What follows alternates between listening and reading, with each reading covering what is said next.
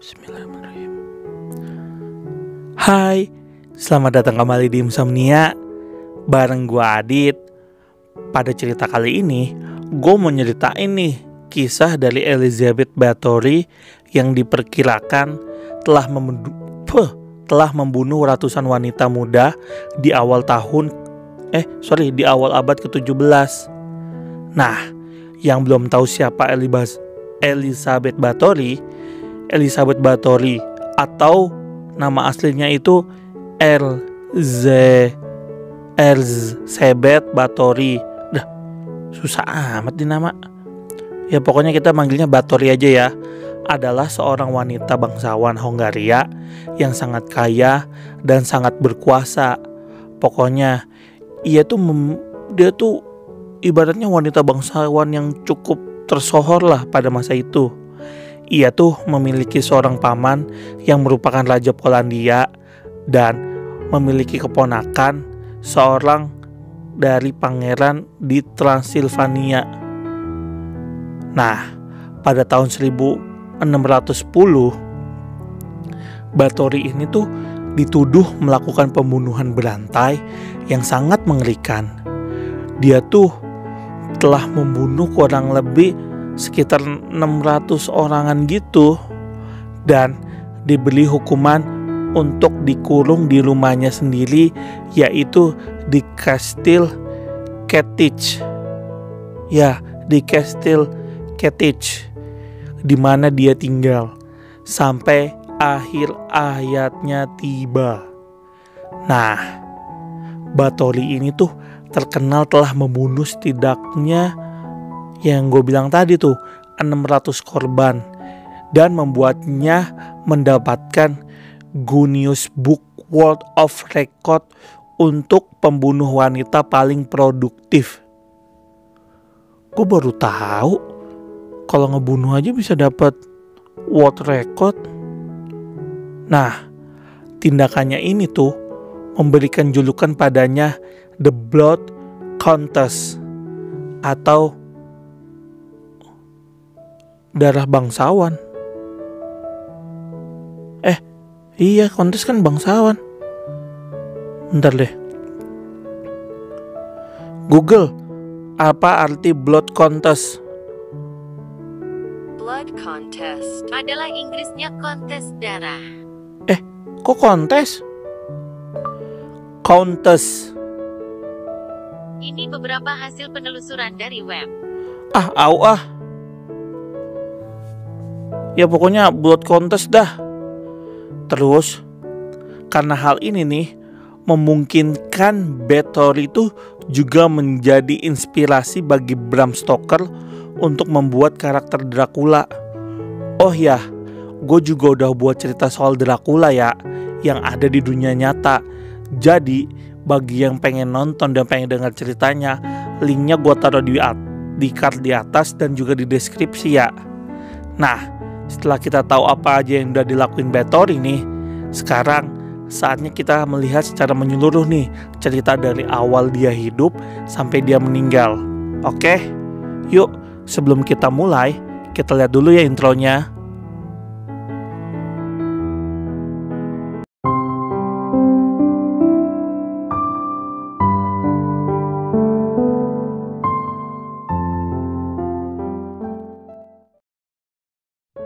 Elizabeth Bathory lahir di Nyírbátor, Hongaria pada 7 Agustus 1560. Saat Bathory masih kecil, ia tuh sudah mengidap penyakit epilepsi gitu, yang mana kerap kali itu membuatnya kayak kejang-kejang gitu dan membuat orang di sekitarnya tuh takut.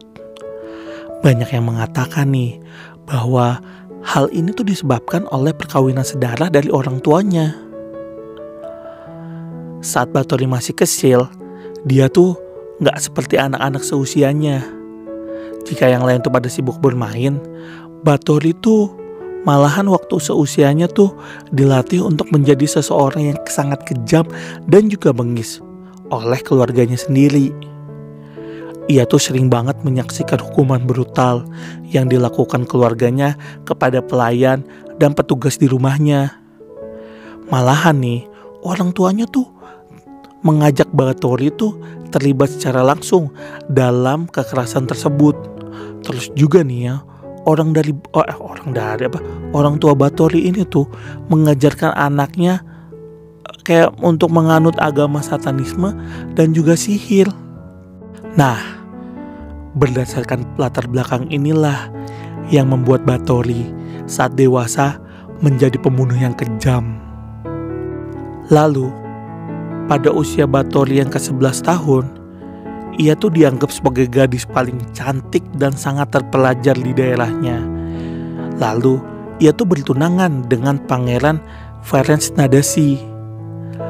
Ada beberapa cerita yang mengatakan nih bahwa Batory tuh pernah melahirkan anak di luar nikah sebelum ia menikah dengan Pangeran Ferenc Nadasi. Nah, pada umur 15 tahun, Batory akhirnya menikah nih dengan sang pangeran pada tanggal 8 Mei tahun 1575. Karena pernikahan inilah orang tua Batory itu membelikan kastil mewah sebagai hadiah pernikahan untuk anaknya. Anjir, nikah aja dikasih castle sama orang tuanya. Kurang sultan apa coba? Gue mah udah dapat restu dari mak gue ya udah seneng, apalagi dapat kastil. Setelah lama menikah selama 10 tahun, akhirnya anak pertama pasangan ini pun lahir pada tahun 1585.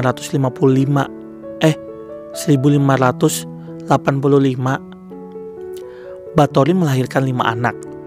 Dua anaknya itu meninggal saat dia masih bayi. Tetapi 2 putri dan seorang putra itu berhasil selamat. Karena suaminya adalah seorang tentara yang sering bepergian dan yang sering pergi berperang dengan pasukan Turki Ottoman, pasangan ini tuh menghabiskan sebagian besar pernikahannya tuh secara terpisah. Akhirnya nih, pada tahun 1604, suaminya ini tuh meninggal dalam perang melawan pasukan Turki Ottoman. Batory kemudian mengambil alih perkebunan yang luas dan membuatnya menjadi janda yang sangat kaya raya pada saat itu. Nah, karena kematian suaminya inilah, dia tuh kayak sering menyendiri dan sering ibaratnya kayak gabut gitulah. Nah, ada suatu ketika pelayannya melakukan kesalahan, si Batory itu menampar dan menyiksanya sampai pelayan itu tuh mati.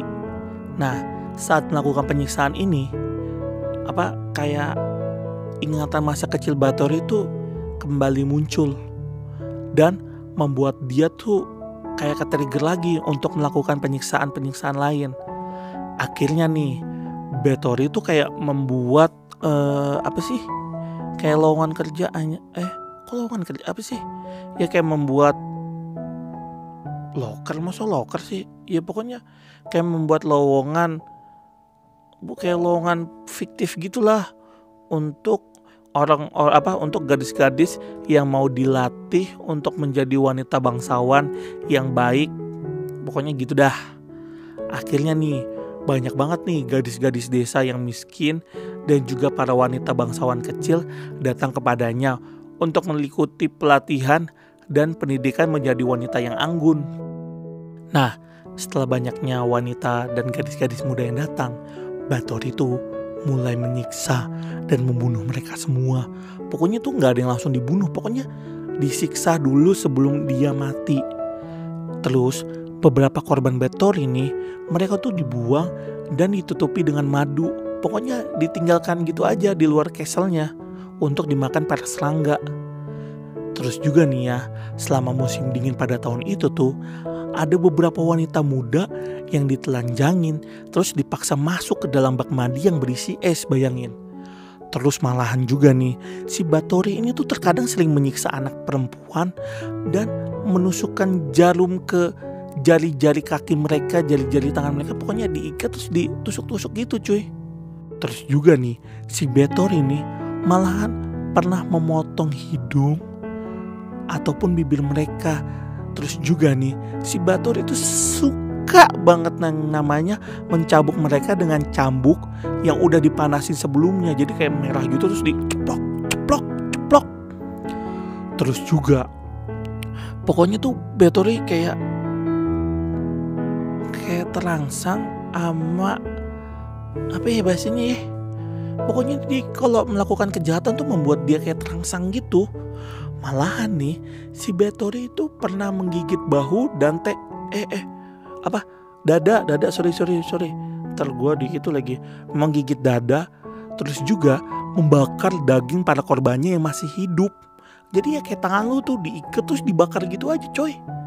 Malahan nih yang lebih parahnya, pernah ada satu gadis tuh diikat kaki sama tangannya, lalu alat kelaminnya itu dibakar saat dia masih hidup. Bayangin coba. Pokoknya nih setiap penyiksaan dan setiap penyiksaan dan perlakuan yang Bathory lakukan tuh menunjukkan bahwa ia tuh memiliki motivasi seksual yang membuatnya bergairah saat menyiksa orang. Oh ya, gue juga mau ngasih tahu nih, banyak banget yang ceritain dan menggambarkan bahwa Bathory ini tuh mandi dengan darah perawan para korbannya dalam upaya membuat dia kembali muda. Mau gue kasih tahu ya, ini tuh sebenarnya cerita fiktif ya yang bagian ini. Pokoknya nggak ada bukti tertulis ataupun laporan saksi pada saat itu yang menyatakan Bathory melakukan perbuatan ini. Malahan nih para pelayannya yang ditangkap tuh nggak ada yang mengakuin hal ini sama sekali. Oke. Terus juga nih ya, setelah gue telisik itu tuh cerita ini tuh sebenarnya ada pada saat 100 tahun setelah Bathory meninggal. Jadi ini tuh memastikan bahwa kisah Bathory mandi dengan darah para korbannya itu sebenarnya itu cuman karangan belaka. Ibaratnya kayak buat nambahin kesan horor pada si karakter Bathory ini juga. Setelah banyaknya korban yang berjatuhan pada tanggal 29 Desember 1610, kabar banyaknya wanita bangsawan kecil yang menghilang dan ditemukan mati di dekat kediaman Bathory itu mulai tersebar sampai ke kuping Pangeran Georgi Thurzo yang menjadi penguasa Palatin Hongaria pada saat itu. Setelah mendengar kabar itu, sang pangeran segera pergi ke rumah Bathory di Castle Kettich untuk menyelidiki dugaan kejahatan terhadap para wanita bangsawan. Nah, gue mau ngasih info lagi nih, kenapa kasus Bathory ini tuh baru mulai diselidiki saat banyaknya wanita bangsawan yang hilang dan mati. Jadi nih, pada masa itu tuh penganiayaan apapun terhadap pelayan tuh tidak menjadi bentuk kejahatan pada masa itu. Ya pokoknya serem lah pada masa itu. Kalau ibaratnya kita nih yang hidup-hidup gembel kayak babu kayak kita nih, ya disakitin sama bos kita ya udah. Saat sampai di Castle Bathory, sang pangeran ini dikejutkan saat ia melihat banyaknya mayat wanita dalam keadaan yang menyeramkan. Pokoknya ia tuh melihat kayak mayat yang keadaannya itu nggak wajar men. Kayak ada yang tangannya nggak ada, kakinya nggak ada, terus kayak dadanya kepotong, hidungnya nggak ada, pokoknya parah dah. Malahan nih saat sang pangeran mulai menyelidiki lebih dalam ke dalam Castle Bathory, ia tuh melihat Bathory saat sedang menyiksa korbannya. Gimana sih lu ngelihat orang lagi ngodol-ngodol orang lain? Nah, setelah melihat kejadian ini nih, sang pangeran tuh segera menyuruh anak buahnya tuh menangkap Bathory dan segera mengurungnya tuh di kastilnya sendiri di ruangan paling atas. Nah, kenapa abis kegep bunuh banyak orang terus cuman di penjara doang? Hal ini tuh dilakukan sang pangeran karena Bathory ini tuh memiliki status bangsawan yang sangat tinggi pada masa itu. Jadi dia tuh gak bisa dihukum seperti penjahat-penjahat pada umumnya, kayak dihukum gantung atau dipasung gitu. Setelah ditangkap dan dikurungnya Bathory, sang pangeran juga menangkap 4 pelayan Bathory nih. 3 diantaranya adalah perempuan dan 1 laki-laki.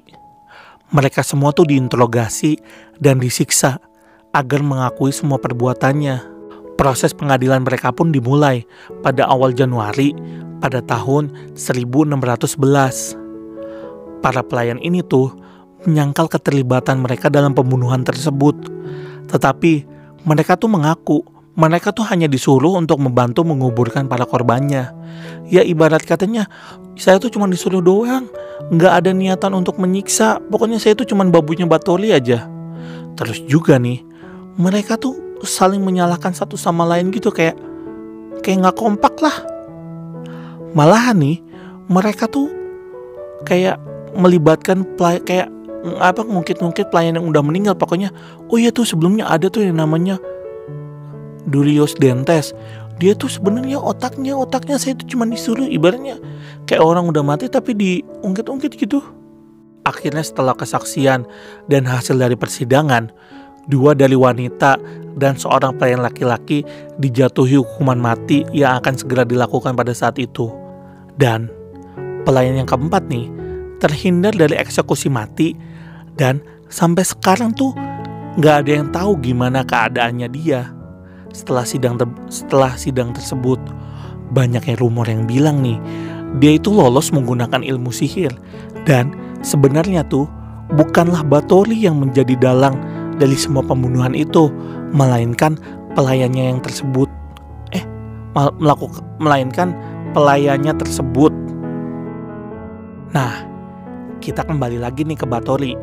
Sebagai seorang bangsawan yang kuat, Bathory ini tuh tidak diadili, melainkan dia hanya diisolasi di Castle Ketchich di mana dia tinggal sampai kematiannya datang pada tahun 1614.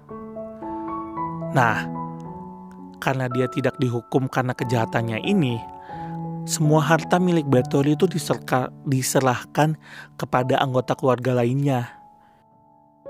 Akhirnya, Bathory meninggal pada umur 54 tahun dan mayatnya ditemukan pada tanggal 21 Agustus 1614 di Castle Ketchich, di mana tempat ia dipenjarakan sejak tahun 1610.